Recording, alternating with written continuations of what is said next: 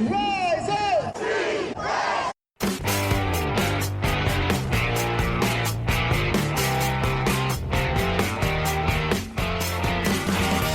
This is the Rise Up See Red podcast, all about the Arizona Cardinals and the NFL, featuring insider and outsider perspectives. Enjoy the best hour of Cardinals talk on the web. Now here are your hosts, Jess Root and Seth Cox.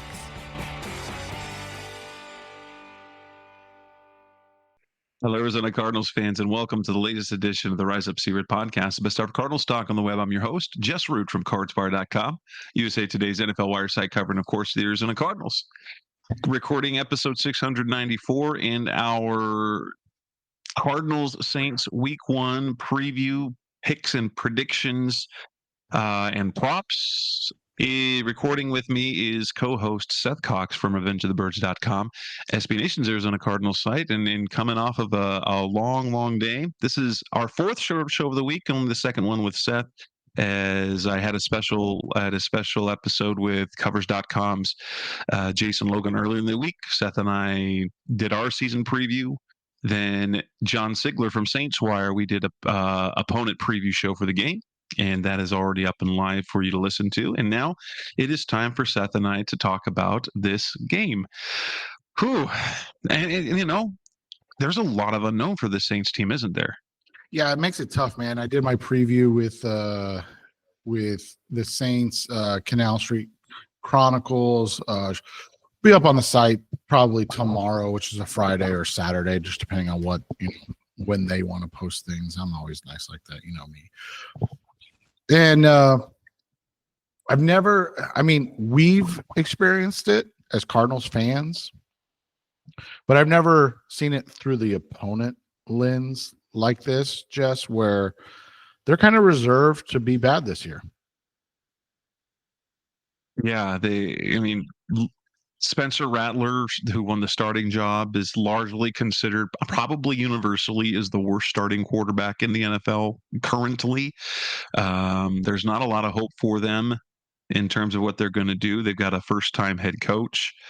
But after talking to John Sigler, that there is a little bit of optimism offensively, especially with the health of Chris Olave, kind of the offensive scheme, Alvin Kamara and Kendre Miller, then allowing Chris Olave to play more in the slot with Rashid Shaheed outside, and they're really excited about Devon Vele, who they just acquired from the Broncos. And so, but interestingly enough, they have confidence in their tackles. You've got Kelvin Banks on one side and Taliesin Fuaga on the other, less so with the interior. Yeah, and talking to them, the first thing I asked was like, how are you guys feeling about the Kellen Moore era? And they're excited. And so that's good, right? Like, you want to feel confident about the direction of your team. And they really said it's really the first time since the start of the 2021 season, before Jameis tore his ACL, that the fans feel like they're on the right track. And so, Yes. That's a huge thing. But it also comes with ups and downs, right? I mean, you like you said, a first time head coach, extremely young. I mean, that's putting it very mildly. Brandon Staley's shown to be a good defense coordinator, but he also had one of the better defenses in the league his 1 year as a defense coordinator. I know he was kind of technically the Chargers defense coordinator, but we always like to put asterisks next to that, because when you're the head coach and the play caller, it's tough, right? So, Yeah. You look at their coaching staff. It's just it's question marks on top of the question marks we already have about this team and what they're going to do. Yeah, and they have a well-established pass rushing veteran in Cameron Jordan on one edge, and then Chase Young and Carl Granderson on the other. Chase Young, who finally made it through a 17-game season last year, only now this week, a calf injury. We'll see if he gets to play, although he did say that hell yeah, he's not going to miss. Or is he going to miss this way? Hell no. We'll wait and see. That's the thing. That's one of the things I ask is like, yes, schematically, Brandon Staley's defenses can do well, and I think Kyler Murray. It's the one thing he told me. I don't think Kyler Murray has beaten a Brandon Staley defense in his career yet. But the question is, do they have the personnel to do what they want to do?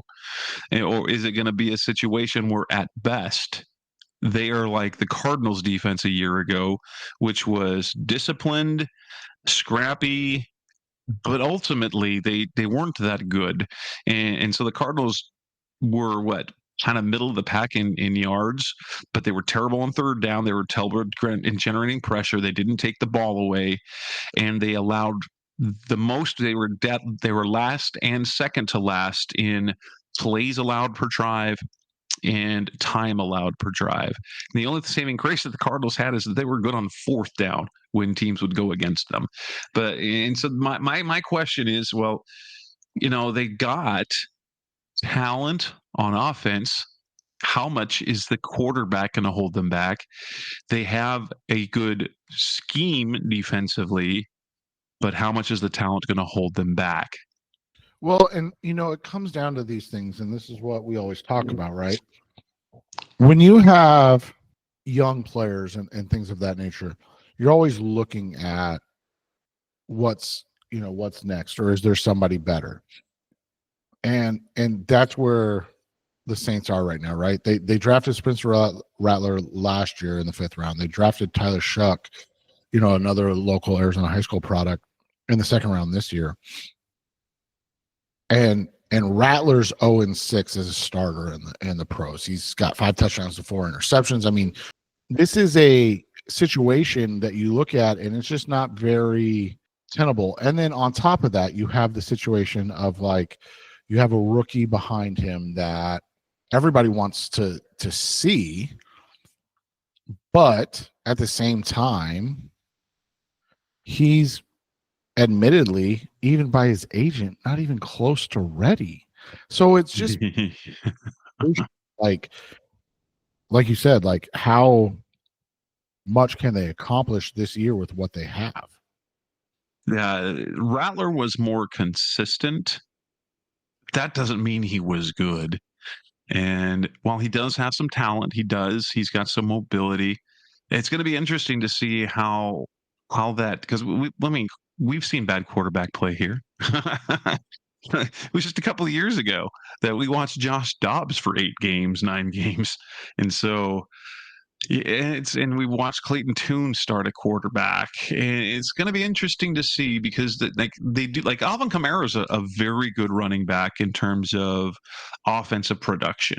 Chris Olave, who will be used more in the slot this year, something he hasn't done since Ohio State, and that will make him much more dangerous. You've got the speed of Rashid Shaheed, and then you add this, but they also suffer from what the Cardinals did under Cliff Kingsbury, and that is nobody with any height at receiver until none of them are above 6 feet tall, I think, and except for Devon Vele, who they just got, who's 6'5". Now, how much will he can contribute? They do have a nice tight end in Juwan Johnson, so that'll be interesting to see. But yeah, they've got some good players. Like if you look at in the starting lineup, you can see, okay, Kelvin Banks, Trevor Penning, who's going to miss this week. Eric McCoy is a solid center. Cesar Ruiz has taken a step back. Fuaga, promising. You've got Brandon Cooks, Rashid Shaheed, Chris Olave, but Brandon Cooks is more the grizzled veteran than anything else. Alvin Kamara's solid. You look on the defense, you've got Devon Godshaw on the defensive interior. You've got Cameron Jordan outside. You've got Demario Davis at that linebacker. Alontae Taylor, Cooley McKinstry. Well, and then there's safeties. You've got Justin Reed and Julian Blackman, Tyrann Mathieu, who retired, is no longer there. But the depth is almost non-existent. And then you look at, and they're going to try and run the ball, and they're going to try and move. I think it's going to be, they're going to try and get guys, receivers on little slants and hooks, and not so much what the Saints had been doing. The traces of the Sean Payton offense are finally transitioning over, and one of those things like how the Cardinals use Marvin Harrison or used him last year. The Cardinals probably could use a little more Kellen Moore in that sense to find ways to get him the ball. But it's going to be interesting because I think they're going to be a team that's going to be able to move the ball, I think. But ultimately, Rattler's going to make too many mistakes. Well, and it's just going to be hard to move the ball when you have a quarterback that limits you on what you want to do. And like you said, it wasn't so much that he won the job; it's just that Tyler Shuck wasn't ready for the job. and that's that's what you have to think about. That like in any situation like that, you've got a second-round quarterback drafted in the top 50 when you don't have another quarterback that you really feel good about. Hey, if he'd have shown anything, he'd have started. And so you can spin it to that good on Spencer Rattler, but we saw Spencer Rattler right last year, and maybe he's better this year.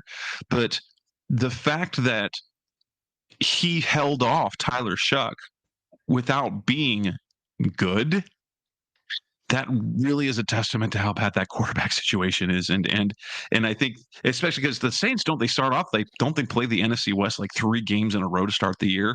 They're probably going to be looking at like an 0-4 start, which is going to be really hard to handle. Let me look at what their schedule is. Yeah, they're probably going to be 0-4. Cardinals, 49ers, Seahawks, Bills. Yeah, and it makes it tough because you look at how their season falls. They're kind of all over the place. They start with 2 at home, but then they end with 4 of the last 6 games on the road. It's tough when you don't have just that answer at quarterback, right? And so when you have more questions than answers, this is where you start the season and how people talk about you. Yeah. Coming up next on the Rise of Sierra podcast, Best of Cardinals Talk on the Web. Let's move on. Let's discuss the keys for the Cardinals to win in the matchups we'll be watching. That's coming up next on Rise of Sierra. We're back on the Rise of Sierra podcast, Best of Cardinals Talk on the Web, talking about the Saints Cardinals Week 1 matchup in New Orleans. What the Cardinals need to do to win, and what are the matchups that we're looking at. Isn't it really as simple for the Cardinals to win is to not make mistakes themselves? And for this game, they need to not make mistakes. If they simply don't make mistakes, they should win this game, right? Yeah, and you look at it, they've got advantages kind of all over the place, and that's what the big thing becomes. And so how do you get ready for a game that you're the better team, and are you going to be able to come out and really like show that you are superior? And you look at it, you talked about the Brandon Staley stat, like that was something that Canal Street Chronicles writer brought up too, right? The 3-0 against Kyler, blah blah blah. And I talked about it a little bit too, and I was like, what's really interesting is, yeah, they're 3-0, and that's something, but the 2021 or the 2020 game, their first game, they put up 28 points. And then their loss right to the Chargers. And that didn't have so much that was not really anything to do with the defense that they played. It was about the fact that the Cardinals couldn't stop their offense. So, you look at it and how they're going to work through this and get this win. Think about this too, Jess. Some you and I have talked about, but they're the biggest road favorite and it's the opening week. Like, that's kind of wild, is it not? Oh yeah, and even crazier. Like I'm sure in survivor picks, the Cardinals are probably the biggest, the most commonly picked survival pick for this week. I would almost guarantee it. And if you look at just the confidence that people have in this game, and we haven't gotten to the odds and the picks, but I just wrote this, but on BetMGM, 89% of the money line bets are on the Cardinals to win outright, and the confidence isn't that much lower in the spread. Like even with a -6.5, nearly a touchdown, 73% are coming on the Cardinals. So they are in a unique situation when they're on the road and heavily favored, and yeah, it just fits. They don't need to go out and score 40 points, and I don't think that's going to be. I think they just need to be methodical. They can do their thing. They need to run the ball. They need to. What I really want to see is to see them dominate the line of scrimmage defensively, to show that the investments are paying off, right? You get Josh Sweat. Basically they have a trio of edge guys that they feel really good about in Josh Sweat, Zaven Collins, and Baron Browning, and then the defensive interior. And while the Saints tackles are solid, they have less confidence in the interior. So Darius Robinson, Dalvin Tomlinson, Calais Campbell, we should see some production there. And so, just do that. Make Spencer Rattler make plays, because we know if he has to make plays, he'll make a mistake or two, and that'll be the difference in the game. And it's a bad thing. The other thing that I talked about today, I wrote about a little bit, and again, 0-6, it's tough to be like, oh, this is the key to stopping Spencer Rattler, right? But one of the things they have to be careful about, and we'll talk about it in the odds, but they have to be able to stop Spencer Rattler running the football, right? Yes. And that's something, again, we'll talk about in the odds, but he's gone for like 25 plus yards in 4 of his 6 starts. And so that's one of the things that you look at and you go, okay, people might say, oh, 25, that's not very many. No, but like for a quarterback, that's keeping plays alive, that's extending drives. So bottling him up and not allowing him to beat you with his legs, forcing him to really, sit back, make decisions with his arm and do that. That's what the key to this game is, because you're talking about a guy, and again, he was a rookie last year. You kind of nailed all that down, right? And I was backwards. Sorry. It was 4 touchdowns to 5 interceptions. We're talking about a guy with, 57% completion percentage, 1,300 yards, a 1.8% touchdown percentage, a 2.2% interception percentage.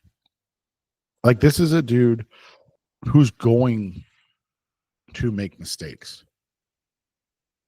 but you have to allow him to and put him in a position to. Yeah. Yeah, matchups then. So let's talk about the matchups. And I think for me, the most intriguing one, there's a couple of them I'm looking at, but I think the most exciting one to watch will be Chris Olave against Garrett Williams.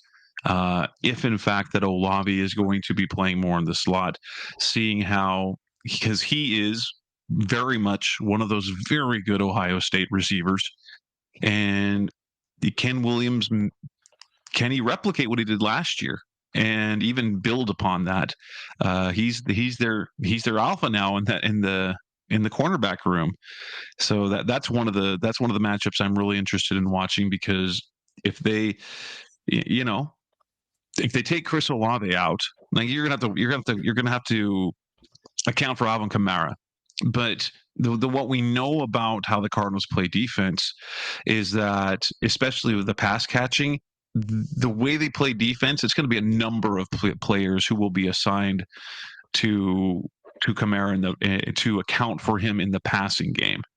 Right, and that's going to be interesting too, because is it Akeem Davis-Gaither? Is it do they use some Mac Wilson? Like, how do they go about it? Because that's something that we've talked about, that they need to step up this year and continue to improve on. And you look last year, I mean, again, not a great season for the Saints. Olave was quite injured. Rashid Shaheed only played in 6 games. So, like, they didn't have a bunch of their dudes. But Juwan Johnson led everything with 548 yards, and then Al Kamara was second receiving yards with 543. So it's not just like slowing down Chris Olave, who's dealt with concussions and things of that nature, but it's also like, do they have the guys now, whether it's the linebackers or the safeties, to cover weapons like Johnson and Kamara, who are legitimate, like, high level pro running backs and tight ends. This isn't like a bad running back or a bad like, these are guys that have, I mean, Kamara's been an all pro, right? Like, Kamara has been one of the best in the league at his position.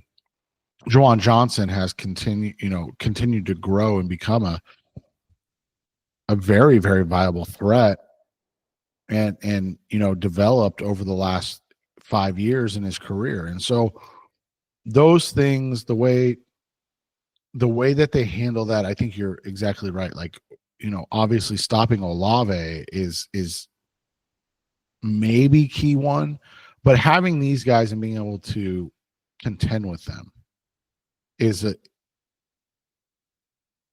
it's hard to decide, right? Like, how do you stop guys that aren't lining up in traditional positions and doing what they're traditionally supposed to do? And I think that's going to be the creativity of Nick Rallis's defense against Kellen Moore's offense this week. Yeah, I also am very interested to see how the entire defensive front, but especially because of what we paid Josh Sweat, the Cardinals, how did Josh Sweat and the combination of Sweat, Browning, and Collins against those two tackles, Fuaga and Kelvin Banks, in addition to the defensive interior against the interior offensive line for the Saints, where they have control, like basically the line of scrimmage. The line of scrimmage defensively for the Cardinals. I want that. I'm watching that because I want them to dominate that.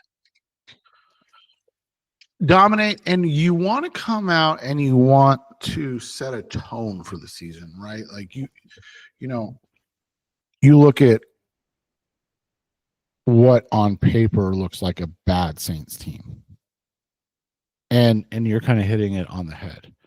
You want to come out and show, like, hey, this is not the Arizona Cardinals last year. Instead, this is the Arizona Cardinals that, we are going to take care of business against non-playoff teams and against game one. So maybe the Saints surprise everybody and they're in the playoffs, right? But we take care of business against non-playoff teams. Like, this is a business trip. We're going to go early, AM kickoff Arizona time. We're going to go kick your ass and then get on the plane and go home and be home for dinner. Like, and that's something we've never really seen since the Bruce Arians days. And, I thought it was interesting that they decided to only travel for one day, right? Like, New Orleans is a fun ass city. Right. So let's just be there one night. So these guys don't have any reason to be distracted. Just don't have any, like, all of that stuff is so different than what we've seen previously from Jonathan Gannon and company. And so I just feel like this has all been ramping up. And now, you peter out and you lay an egg in game one. Yeah, you still have 16 other opportunities to tell your story this year. But man, you're going to lose a lot of goodwill, right? Oh my heavens! Like, it will, if they lose to the Saints, it will be hard to feel positive about this. That, like, the vibes, there will be no vibes. There will be no vibes if they lose this game. It was the cupcake. Yes, it's on the road, but they were served up such an easy schedule to start the year, so they've got to take advantage of it. Are there any other particular matchups that you have your eyes on in this game? No, because the hard part is, and you've done a great job of kind of going over everything, right? But the hard part is you're looking at matchups, but you're really looking at the Cardinals, right? Like Yes. you're going, okay, did they spend the money on the right guy? Right? Like, okay, like that's kind of where we're at right now. And it's not that we don't want to see how they fare against the Saints. It's just we more want to just see how they look and if they're, going to be worth the salt or the money. Especially you talked about the defensive line, right? Like that backfired so badly last year, and now it's like you just look at it and you go, oh man, this is the right group, right? Like, so it just makes it tough because going in, there's not matchups you want to see so much as you just want to see the Cardinals players and be like, okay, they did a good job. They did a good job, right? Exactly. You're like, please just not be bad. Please not get hurt. Right. Please not get hurt. Like Calais needs to stay healthy. Sweat needs to stay healthy. Tomlinson needs to stay healthy. The big ticket guys that they added need to be healthy for that to go through. So, and with that, coming up next on the Rise Up Secret podcast, the best of Cardinals talk on the web. Let's move on to the predictions, picks, and the prop bets that we're looking at. That's coming up next on Rise Up Red. We're back on the Rise of Seaward podcast, best of Cardinals talk on the web as we reach the final part of our show. The part that I'm sure you guys all love is when we make our predictions and we talk about how you can make a little money on the game, listening to the degenerates that we are. First of all, 6.5. I think the Cardinals clear that, but I don't think it's going to be a blowout because I think my way of thinking is this is going to be a boring 10-point win.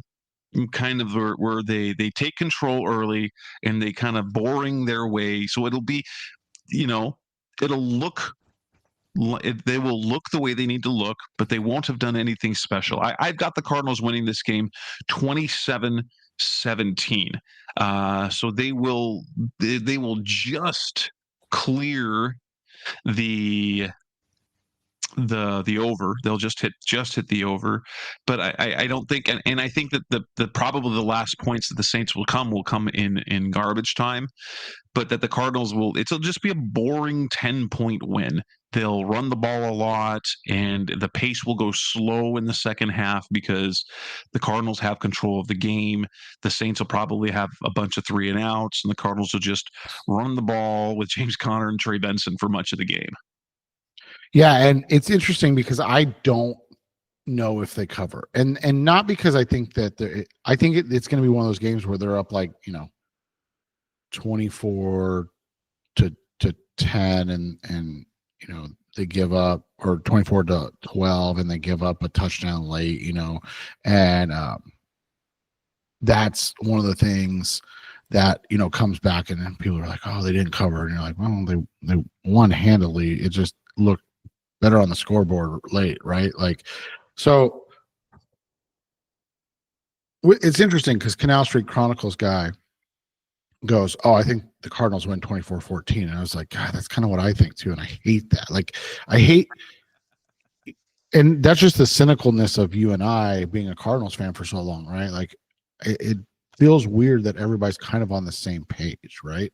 So, I don't know. I'm trying not to hedge my bet. So I'll just say the Cardinals win. I guess I'll say they'll cover. Like, have you seen the line movement? It's crazy to think that they opened as 2.5-point favorites and now they're 6.5-point favorites. Like, and I know opened is a strong term. We're talking about May, right? But like, yeah. But like, no, I wouldn't be surprised. I wouldn't be surprised if we saw it by Sunday at 7.5. Right, and so.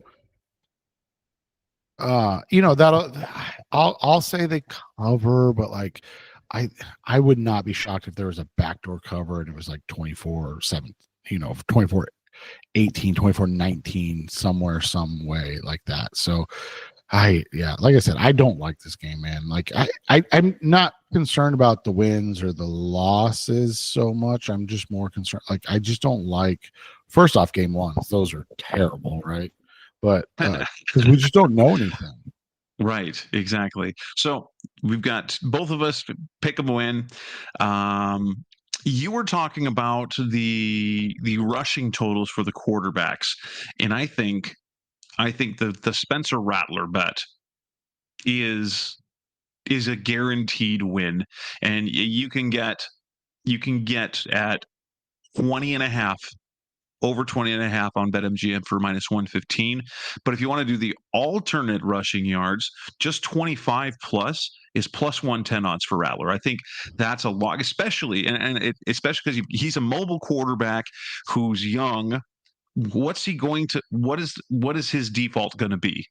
Right. If he doesn't, Especially he's going to take off. And so, like, if you want to even get cute, you just get cute. You can ladder the over 20.5. You can then put the 25 plus, and just want to get cute.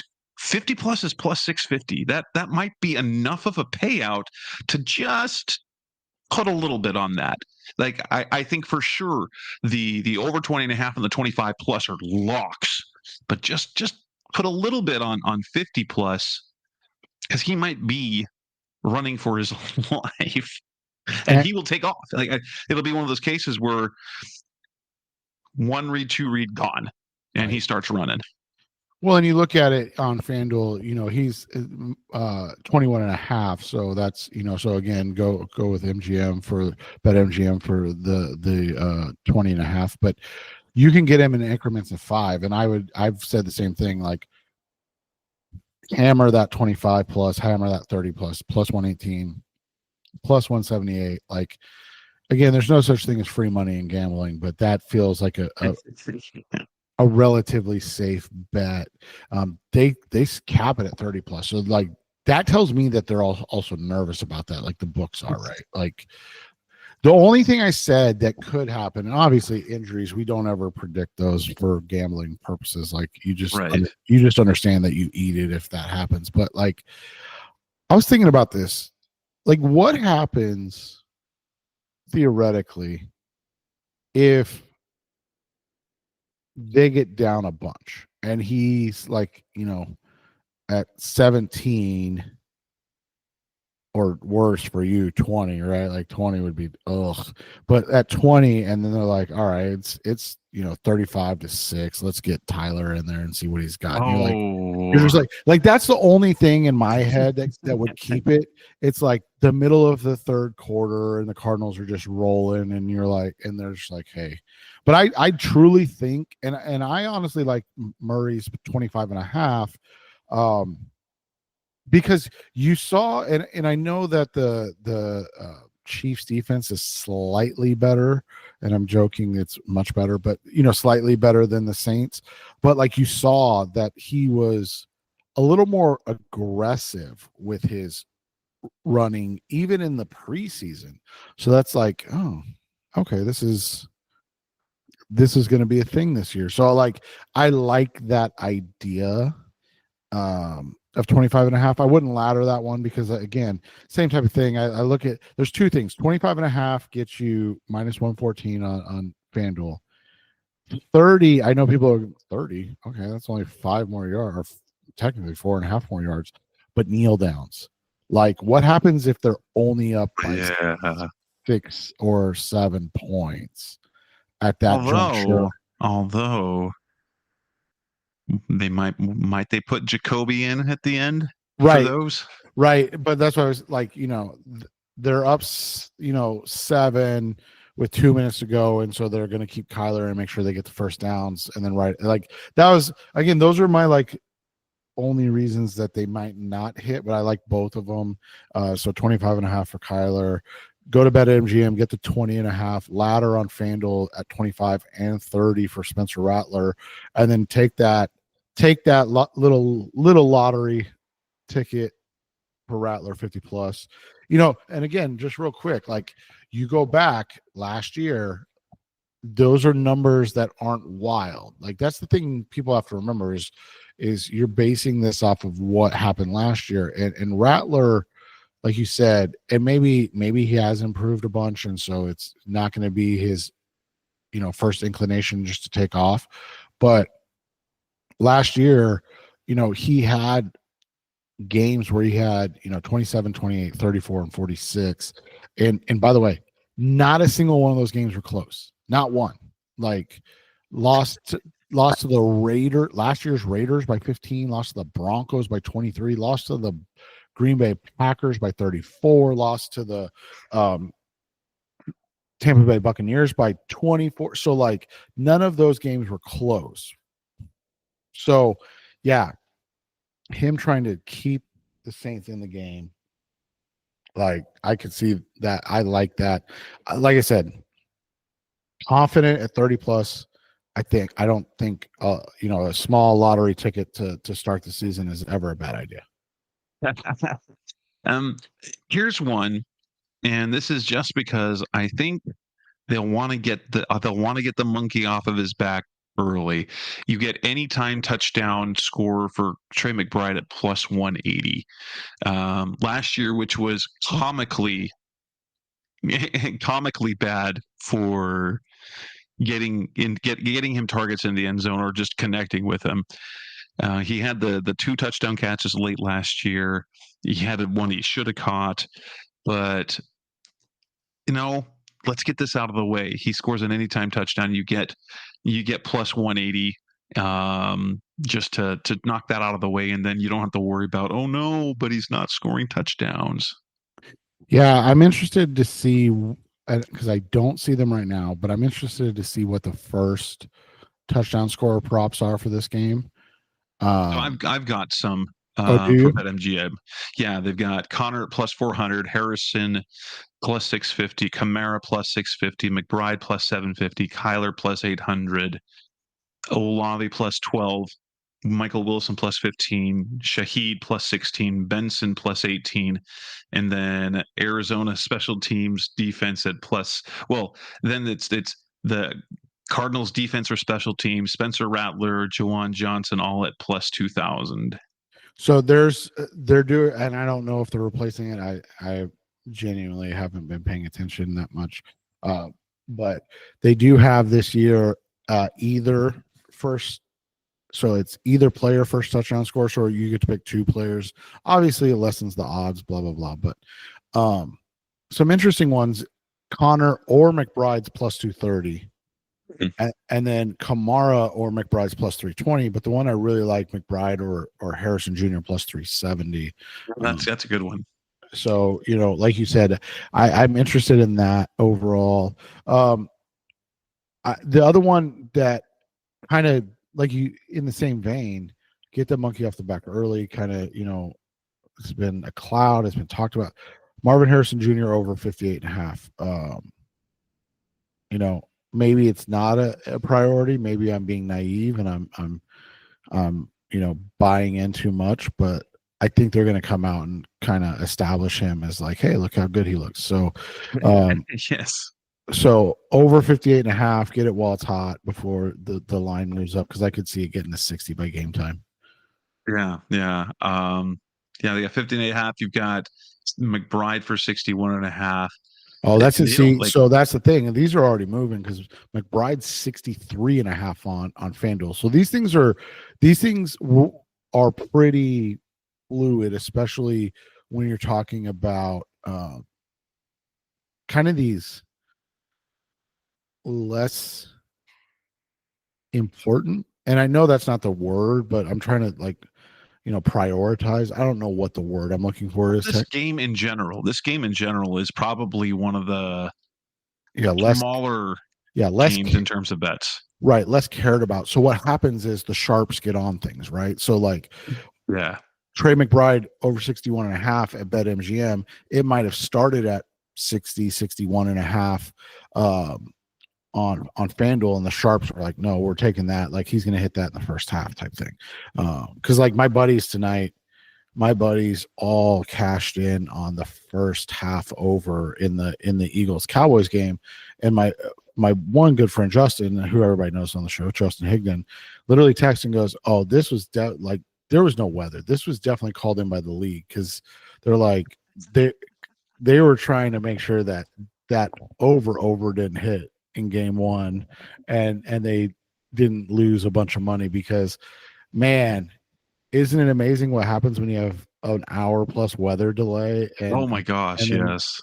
at 24:20 and then nobody else scores the rest of the game? Come on, man. So that's the thing, is these sharps get on these games and they change lines quickly.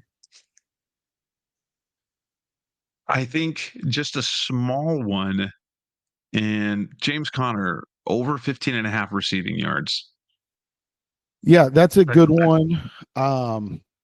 Kamara's over, I like too, because you kind of talked about it, right? Like they're gonna have to be quick with the ball. They're gonna have to. Yes. So over 28 and a half, Jawan Johnson over 25 and a half. Those are two that I really like. But the one that I've kind of zeroed in on, and I don't know if you have it on BetMGM yet, but FanDuel has Josh Sweat plus 106 to record a sack. No sacks on the defensive props over here, just tackles, assists, and tackles. And honestly, I don't like any of them. So Sweat being plus money game one, I like that number. That's something I would grab right now. Now I'm going to be completely honest with you. I don't know what the rules are, so I'm assuming it has to be a full sack to win. There's no explanation on the page, so if you're not confident in it, but I think he gets 1+ sacks in the game. Not even worried about it, but that's one I do like. All right, so if you parlay an anytime touchdown from Connor and over 15 and a half receiving yards, that's plus 160. Again, that's not a crazy, like I'm very conservative on the parlays, and I'm not like my son. But if you think you can get a couple of layups, Connor, you feel Connor's probably going to score. This is a game where I think you're going to get a Connor score, a Marv score, and a McBride score, right, for this game. But over 15 and a half receiving yards, parlay that with an anytime touchdown for Connor, and you get a nice easy plus 160. Yeah, I don't mind that at all. There's a couple other ones that are interesting. I mean, you can take you can take some rushing combinations. There's some good ones in here. Where did I just lose it to? You can get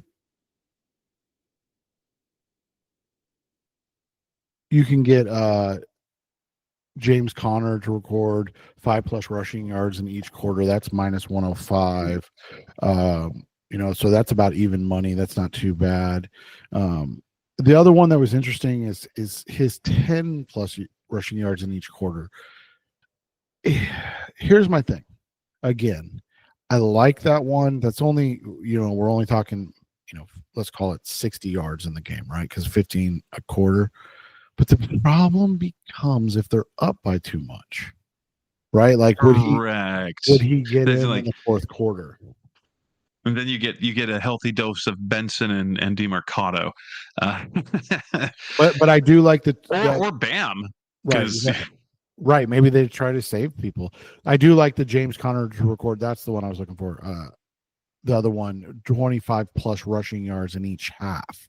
So, you get him going in the first half and then early in the third quarter and then get him out of the game, right? You get those yards. So that's another interesting one. But yeah, I mean, this is a tough one, man, because again, obviously first game of the season, that's always tough.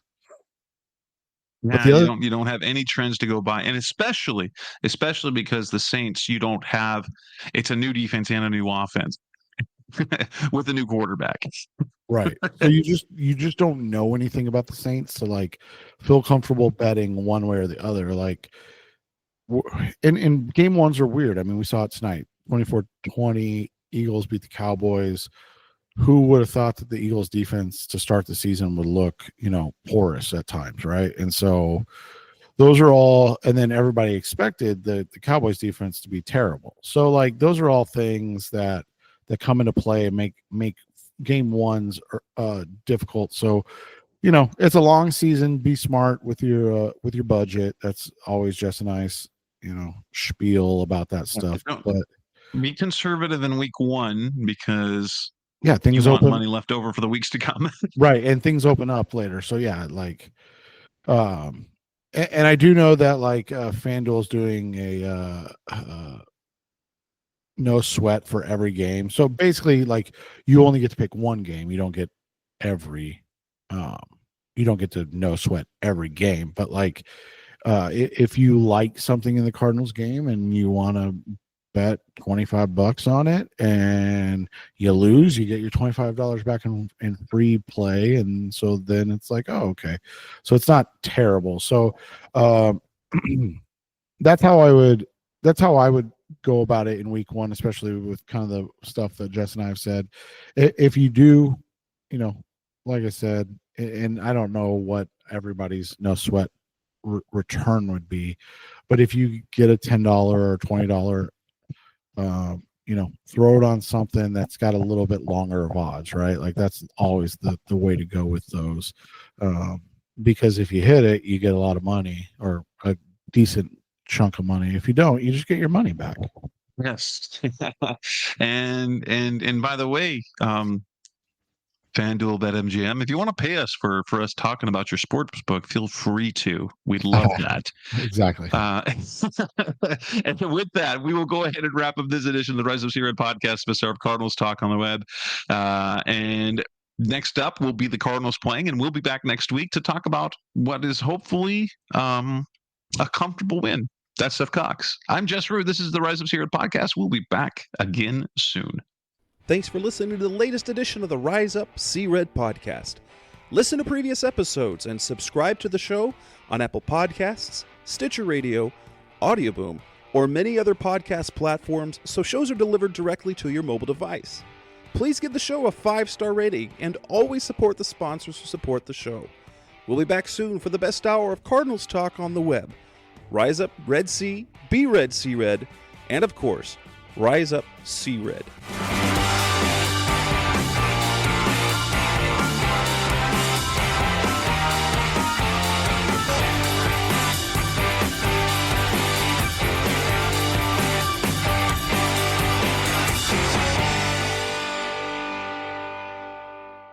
Roll!